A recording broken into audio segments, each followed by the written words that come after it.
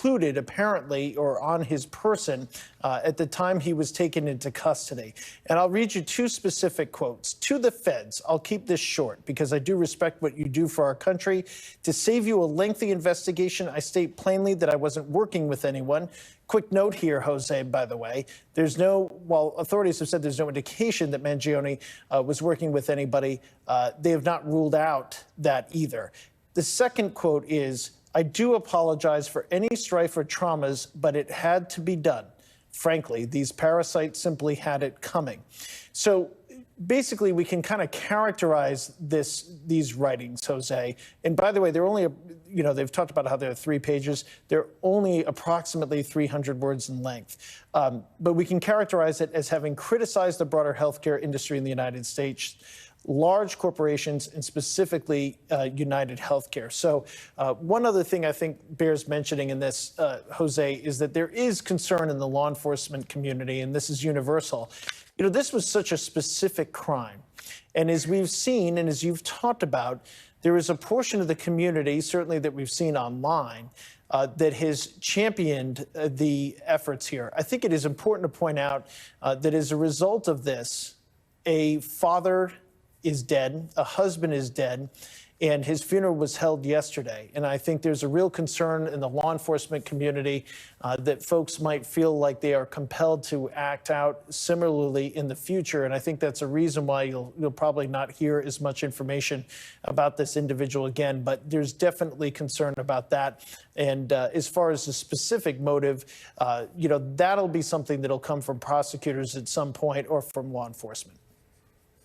And Tom, so many questions, right? And I know that you are, if there's anybody who knows anything about this, it's you, Tom. But there's a lot of information still to gather from this. But so I'm thinking, so authorities said they found that backpack in Central Park, remember, which is the backpack that authorities at the time said looked like the backpack that the shooter was wearing when he shot Thompson. That's one thing.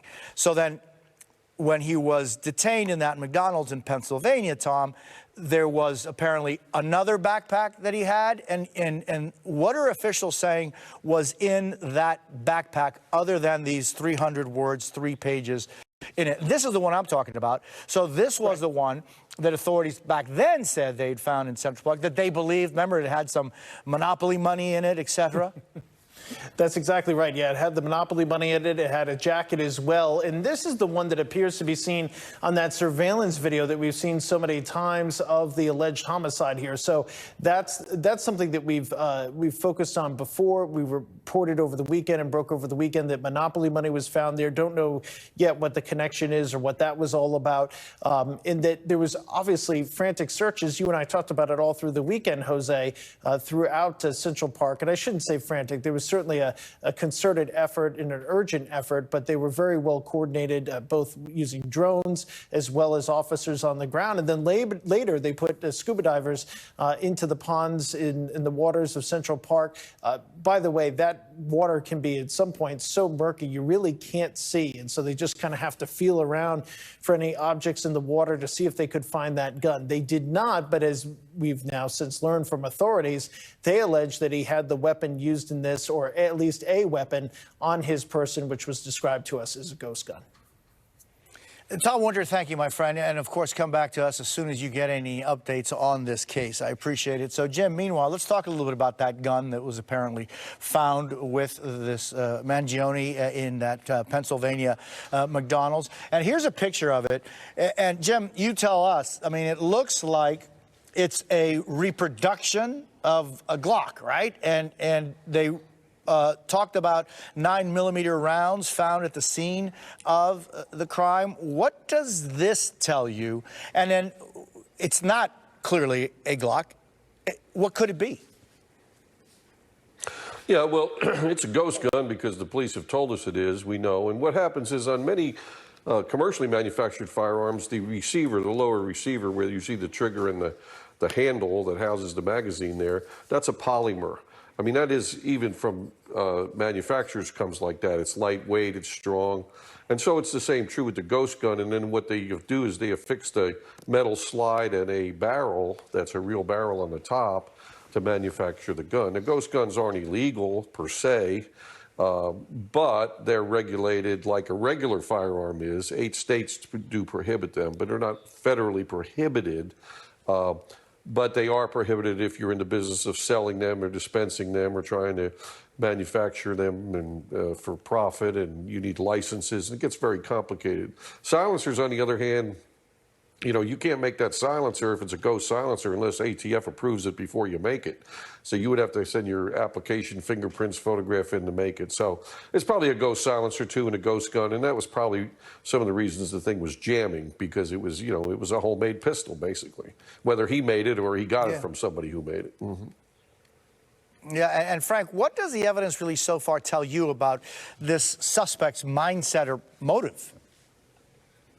Yeah, the puzzle pieces are starting to come together, but still so many questions here. We've got a very bright young man who would have had a bright future, but he's also disturbed. His social media postings are indicative of some real delving into some dark places, including aligning himself with some of the ideology of the Unabomber. He's read his manifesto fairly recently. He's reviewed it and even concluded that there are times ethically when you can murder someone and still be moral, particularly around corporate greed. So we can see that. We see references in some of his social media to mental illness treatment, but no evidence that that's about him necessarily. We do see he read a book or was about to read a book about back pain, and specifically the theme of that book being you're going to get kind of strung along by the medical system if you have chronic back pain. So that could be the connection. But still, we're still looking for that direct connection to United Healthcare. I'm certain that corporate security at United is poring over files to see if they ever insured him, ever declined a claim from him, and we'll wait to hear that. But this is someone who had a cause. This is not a cold-blooded killer in the sense that he had a personal passion about somebody, but rather he's got a large ideology against corporate, and particularly in the healthcare industry. And so, and I'm just thinking, Frank, I mean, you were so involved in that Unabomber case, right?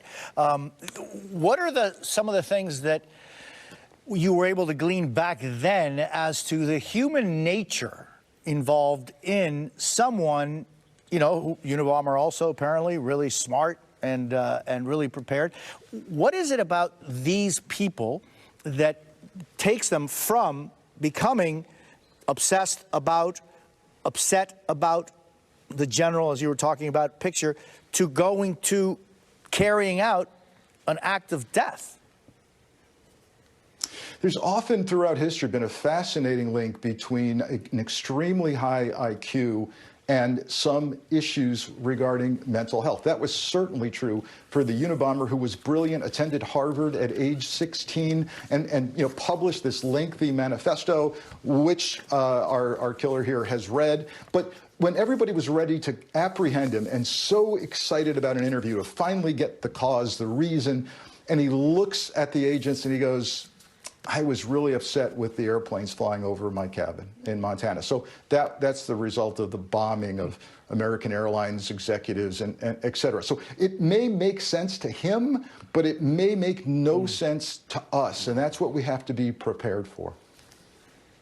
Jam Kavanaugh and Frank Figluzzi, I thank you both so very much. Really appreciate it. And I want to go right now to Malibu in California, where officials are currently holding a press conference about the Franklin wildfire. Canyon Boulevard and Canyon Doom Road. Regarding evacuations, a little after midnight, we started multiple evacuation orders and warnings in between Trancas Canyon and the west to Topanga Canyon Boulevard and everything south of Mulholland Highway to Pacific Coast Highway. There are approximately 18,000 people and 8,100 structures in the affected area. Of the 8,100 structures, 2,043 structures are under evacuation orders and 6,046 are under evacuation warnings. And I just want to throw something out to our residents that's critical. I cannot tell you how much we appreciate when a deputy or another official comes to your door, or you get a notification that there is a warning or specifically an order you need to evacuate. It saves lives, and it actually impacts the lives of our first responders, because if they have to come in to save a life, they're putting their own lives at risk, which we're willing to do. But please, the residents are doing an amazing job thus far, and I just want to say thank you to all of them. With evacuations continuing, Pepperdine University has a shelter-in-place order for approximately 800 students. Fires can be extremely unpredictable, and we highly encourage residents in the fire areas to be prepared to heed our evacuation warnings, gather all important items, documents, medications, and in case you need to leave your residence immediately. Very important. The safety of our community members is our #1 priority, and we will continue to assist all impacted residents as they are waking up this morning, and whether they're in need of any kind of assistance, even directions, we're here to help you. In regards to shelters and that to we're help using, indeed is we have what several officials are shelters saying is necessary. They're giving, between evacuation orders and evacuation warnings, more than 8,000 structures, and the people who live in them are being asked to, in either immediately or in case of a warning, to be ready to evacuate. I want to bring in NBC's Dana Griffin, who is in Malibu for us. Dana, this thing really blew up essentially overnight, and we're talking now about a fire that is still not under control. Yeah, Jose, when I got the call from my boss at 1 o'clock this morning, the fire was at 300 acres. It is now at 2,200 acres. So talk about explosive. Right now, we're not seeing any active flames from where we currently are. But I just kind of want to walk and show you the area that we were in overnight, just to show you what it looks like now. It is a smoky, almost apocalyptic view right now. This is the coastline of Malibu. The beach is just within eyeshot of us, but it is so smoky and hazy right now. You see several homes still standing. We've seen at least one that has burned to the ground up in the hills. You mentioned Pepperdine University, which is a little further north of us right now. Those students are still sheltering in place. We've seen several of them posting videos just showing what it was like as they're watching from the window of a library, that orange glow that came up to the campus. And you can still see some equipment that is rolling through here. You're going to see several fire trucks, and it looks like some sort of bulldozer. They are trying to mop up the fire that is actively burning, probably a little further inland, to try to put out these flames. We know that for that shelter in place, that was imperative so that they didn't have students panicking and running into places. They have a fortified campus, which is pretty fire they have a lot of infrastructures that are pretty fire resistant, and so that's why they kept those students on campus. Some left because they were a little nervous, but most of them did stay on campus. Right now there is zero containment, and fire crews are still working to put out this fire. The scope of the damage is yet to be realized because it is just now daylight, and we're trying to figure out how much damage has been caused here, but we hope to get an answer to that pretty soon, Jose. Dana Griffin, thank you very much. Of course, appreciate what you're doing. Keep us up to speed on exactly what is happening there. Appreciate it. Up next, why Israel is launching airstrikes across Syria as the Assad regime falls. We're going to go live to Syria. You're watching Jose Díaz-Balart Reports on MSNBC. Sons and daughters of